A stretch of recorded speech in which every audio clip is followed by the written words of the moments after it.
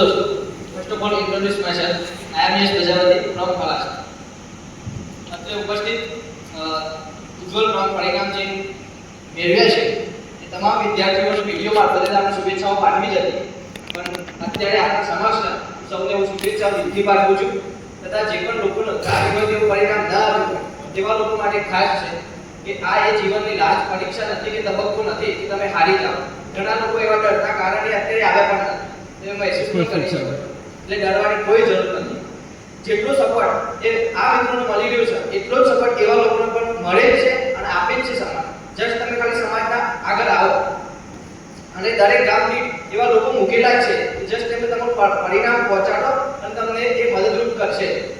અને અત્યારની પેઢી તમને અમારા ધીરભાઈ જોડે સ્પેશિયલી વાત થઈ તો એમને એ પણ કીધું કે આપણા સમાજમાં કેટલાક એવા લોકો છે કે જે ઇકોનોમિકલ ઇશ્યુ આવતો હોય છે, તો જેથી સપોર્ટ મળતો નથી અમને. આમ તો સપોર્ટ કરે છે સમાજ, પણ કેટલીક માહિતી કે ડિટેલ્સ પહોંચતી જ નથી એમના જોડેથી.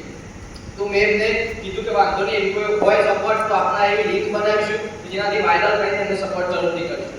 તથા એમને એ પણ જે વાત કરી એમાંથી લગભગ એઝ અ માય રેકોર્ડિંગ વાત કરીએ તો 100 માંથી 10 સ્ટુડન્ટ એવા હોય છે જેને ઇકોનોમિકલ ઇશ્યુ આવે, કઈ અનધર ઇશ્યુ આવતો હોય છે.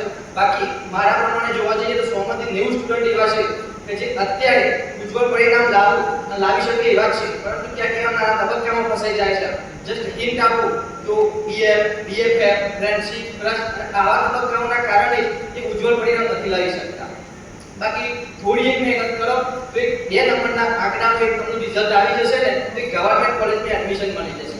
બસ આ જ ગવર્નમેન્ટ કોલેજના એડમિશનના કારણે તમારા વાલી માતા પિતાની કેટલી ફી ફ્યુચર માટે આગળ લગાવી શકશે અને આ ફીથી બચાવી શકશો તમે. બસ આ જ છે, આપની મહેનત હશે તો જ આગળ આવીશું. એ ફી જો તમે પ્રાઇવેટમાં નાખશો તો આગળની ફ્યુચર બાજુ ખતરામાં આવશે કે તમારા માતા પિતાને પાછું ઇશ્યુ થશે. એટલે આપણી મહેનત છે આપણે જ કરીશું તો એ ફીનું વળતર પાછું ફ્યુચરમાં ઇન્વેસ્ટ કરી શકીશું. બસ આટલું જ કહેવું છે. અને પાણીની વિરામ આપતા એક સ્વામી વિવેકાનંદનો કિસ્સો યાદ આવે છે કે જ્યારે સ્વામી વિવેકાનંદ શિકાગો શહેરમાં અમેરિકામાં હતા, તેમનું આ જ રીતે પ્રવચન ચાલુ હતું. તમે જોયું હશે કે મારા માતા પિતાઓ ભાઈબંધો બહુ વાયરલ પણ થયું. તો તેમાં એક વસ્તુ હતું કે જ્યારે તેમનું લંચ ટાઈમ હતો ત્યારે જેવું સેમિનાર પર સાજ રીતે બતાવ્યું અને લંચ ટાઈમ માટે તે લાઇબ્રેરીમાં ગયા. અને લાઇબ્રેરીમાં તેમના એક મિત્ર હતા અંગ્રેજ. આમે તમને ખબર જ છે કે સ્વામી વિવેકાનંદનો ડંકો એ ઇન્ડિયા લેવલે તો હતો જ, પરંતુ આઉટ ઓફ ઇન્ડિયા કન્ટ્રી જે છે બીજી બધી કન્ટ્રીઓમાં તે બહુ ફેમસ હતા. એટલે અંગ્રેજ લોકોને તો ઈર્ષા અને બધું ભેદભાવ થાય જ, ઓબ્વિયસલી થવાનું છે. તે જેવા લંચ ટાઈમ હતો એમનો, તે અંગ્રેજ મિત્રને એમ કહ્યું કે લાવ ને મજાક ઉડાડીએ. તે એમને બાજુમાં બેસ્યા જેવા લંચ બતાવી ત્યારે જસ્ટ આ બાજુમાં જ બેસ્યા હતા. તેમને થયું કે લાવો કે અમને મજાક ઉડાડીએ. એ 2 વસ્તુ પડી તેમના આગળ, એક બુક હતી અને પૈસા હતા. તેમને પૂછ્યું which of these would you like, તમે આમાંથી શું પ્રિફર કરશો? ત્યારે સ્વામી વિવેકાનંદે ઓબ્વિયસલી ધીમેથી જવાબ આપ્યો કે હું પૈસા પસંદ કરીશ. એટલે પેલા અંગ્રેજવાળા મિત્રને એટલું જોતું જ હતું કે ક્યારે આયા બોલે કે પૈસા નક્કી કરીશ, કેમ કે તમે તો ઇન્ડિયાવાળા કે તમે તો ગરીબ છો, કે તમે આ જ પસંદ કરો ને, તમારી અવકાશ શું છે ત્યાં બુકને પસંદ કરવાની. ત્યારે એને સરળતાપૂર્વક જવાબ આપ્યો અને કીધું કે I would like prefer money, કેમ કે હું બેગર છું, ગરીબ છું, વાંધો નહીં તમે જે કહો વાંધો નહીં, પરંતુ પુસ્તકની જરૂરિયાત તમારે છે. કેમ કે હું મનીની જરૂરિયાત હતી તો હું પૈસા નક્કી કર્યા, બાકી તમારી જરૂરિયાત પુસ્તકની છે. બાકી તમે આવો સવાલ જ ના પૂછ્યો હોત મને એમ. એટલે પુસ્તકની સહજતા એ આપણા જીવનમાં જરૂરી લાવવી જોઈએ. સમાજના એવા ઘણા સ્ટુડન્ટો જે છે અને સમાજનું નામ રોશન કર્યું છે, જેના કારણે ખબર જ છે કે આપણો સમાજ ઉત્તરોત્તર પ્રગતિ કરે છે. પરંતુ ખાસ એવું મનમાં એમ થાય છે કે જે લોકો આવ્યા નથી અને એમને હજી એમ હતું કે અમે જઈશું નહીં, કોઈ કહેશે કે તમારા ઓછા ટકા આવે તો કંઈ પણ વાંધો નથી, ચિંતા નહીં કરવાની.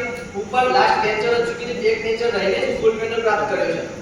તેનો મને એક કિસ્સો યાદ આવે છે કે જ્યારે કોલેજમાં ફર્સ્ટ યર હતો અને ફર્સ્ટ સેમ જ હતો, તો મારી જોડે એટલું નોલેજ પણ નહોતું, કેમ કે ફર્સ્ટ ટુ 10 હું ગુજરાતી મીડિયમમાંથી જ કર્યું છે. ગુજરાતી મીડિયમના કારણે પહેલું ઇંગ્લિશ મીડિયમ ટફ લાગવા લાગી, કેમ કે એન્જિનિયરિંગ બધા કે એન્જિનિયરિંગ તો આગળ જઈને ફુગાવો છે ને બધું જ હતું. હવે કેવું છે કે અત્યારે એમબીબીએસ કરો બધી જગ્યાએ ટોપ ઉપર રહેશો તો લાગી જશો, બાકી બધા પાણીમાં જ છે. એમ ઉપર એક ડર હતો કે લાગીશ કે ના લાગીશ, કેમ કે એન્જિનિયરિંગ એટલે ફુગાવો કે નથી બાઈકમાં એમ હતું લઈ તો લીધું છે, પાર કઈ રીતે પાડીશું. કેમ કે ઇંગ્લિશ મીડિયમ પહેલું તો ગુજરાતી મીડિયમ 1 થી 10 ખલાસર, 11 ઉમેદગર અને 12 વિરોધ કરેલું. કોલેજમાં એડમિશન તો મળી ગયું, ટકા પર્સન્ટેજ સારા હતા મારા પહેલેથી. એટલે જેવો એડમિશન લીધું અને કેટલાક એવા સબ્જેક્ટ આવતા હતા ઇંગ્લિશમાં જ હતા, તો થોડો ટફ લાગવા લાગે. તેમ કરી પાસ તો કર્યા મેં એમ કરી, પણ એમ કહેવાય ને કે ઇંગ્લિશ મીડિયમના સ્ટુડન્ટ અલગ પડી જતા અને ગુજરાતી મીડિયમના મારા જેવા અલગ પડી જતા હતા. તો એમ થયું કે સારું આગળ લઈને શું થશે એમ. અને મનોમન 2019માં ગોલ બનાવેલા એ 4 એચિવમેન્ટ મેળવીશ, ટોટલ 4 તે 2025 સુધી તમારે એચિવ કરવાની છે. મનોમન કહેવાય ને મજાકના સ્વભાવમાં લઈ લીધેલું કે 4 એચિવમેન્ટ તો લેવી જ છે. અને 4 માંથી મેં લીધેલી અત્યારે 2024 ચાલી રહ્યું છે, એમાંથી 3 ખતમ થઈ છે, એમાં એક બાકી છે, ટૂંક સમયમાં પતવા જઈ રહી છે. તો 4 તમને ભણાવું. પહેલી મેં લીધેલી એ વખતે કે હું જેવો 2024માં પાસ આઉટ થયો મારો કોર્સ એન્જિનિયરિંગ કેમિકલમાંથી, તો હું જોબલેસ ના હોઉં છું કે અત્યારે એક ડિગ્રીને હું બહાર ના પડતો હોઉં છું કે મારા જોડે જોબ આપો એવું કંઈ. પ્લેસમેન્ટ કેમ્પસ પ્લેસમેન્ટમાં હું લાગેલો હોઉં છું.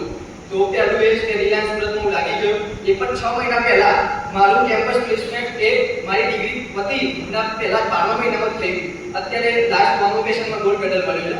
તો એ જે પત્યું એ લગભગ 6 મહિના જેવું, 4 મહિના જેવું પત્યું છે. તો પહેલો ગોલ જે ક્લિયર થઈ ગયો, એક જે પણ લાગવાનું હતું ક્લિયર, ફર્સ્ટ ગોલ જે ક્લિયર. સેકન્ડ ગોલ એમ હતો કે ગોલ્ડ મેડલનો હતો કે હું જો એન્જિનિયરિંગ કરીશ તો આલતુ નહીં જ કરું. કેમ કે જો આલતુ આમ કર્યું એક કાઢ્યું તો પછી ખતમ આખું કેરિયર ખતરામાં છે એમ હતું મનમાં. તો બીજું ગોલ જે ક્લિયર થયો મારો, જે મજાક પણ લીધો હતો કે ગોલ્ડ મેડલ લઈશ. અને એ સરમાં હજી પણ યાદ છે કે ચિરાગ પટેલ ડોક્ટર પ્રોફેસર હતા અને એમને એમ કીધેલું એક તમે એમ સમજતા હોય, ઇંગ્લિશ મીડિયમના સ્ટુડન્ટને કીધેલું કે તમે એમ સમજતા હોય કે આ જે વ્યક્તિઓ છે ગુજરાતી મીડિયમના સ્ટુડન્ટો આગળ જઈને કંઈ ના કરી શકે, તો મારા 20 વર્ષનો અનુભવ છે કે ગોલ્ડ મેડલ લેનારા દરેક વ્યક્તિ ઇતિહાસ રચી છે અને ગુજરાતી મીડિયમના જ હોય છે. આ દિલમાં ખેતી જેવી વાત કે ગોલ્ડ મેડલ મળશે ખરો એવું કંઈ હશે. હું પણ લાસ્ટ મહેનત કરતો હતો અને એક ગોલ ખાલી મજાક પણ લેવી દીધો કે હું પણ ગોલ્ડ મેડલ લાવીશ. એટલે હું ગુજરાતી મીડિયમનું સ્ટાર્ટ કરેલું અને એકવાર 9 મહિના રોજ મેં ગોલ્ડ મેડલ પ્રાપ્ત કર્યો. જ્યારે હું પહેરતો હતો નાળી ત્યારે એ જ સરની મને વાત યાદ આવી કે ઇતિહાસ રચે છે કે ગોલ્ડ મેડલ લેવાવાળા ગુજરાતી મીડિયમના પણ હોય છે અને એ ઇતિહાસ રચવા પર સક્ષમ છે. એટલે સેકન્ડ ગોલ છે ક્લિયર.